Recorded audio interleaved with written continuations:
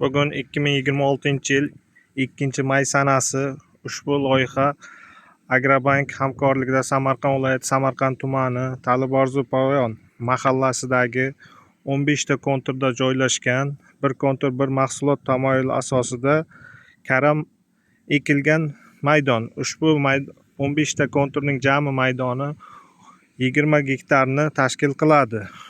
Ushbu yerdagi ekinlar zamonaviy usullar bilan parvarishlanmoqda. Hozirgi kunda ekinlar unib chiqib, yaxshi holatda. Ekinlarning yetishtirish muddati 240-250 kunni tashkil etadi. Yetishtirish jarayonida tomchilab sug'orish tizimi orqali sug'oriladi. Tabiiy va mineral o'g'itlar bilan oziqlantiriladi. Ushbu loyihaga 32 ta dehqon xo'jaliklari biriktirilgan bo'lib, har bir dehqon xo'jaligi uchun o'rtacha 70 sotixdan yer maydonlari to'g'ri keladi.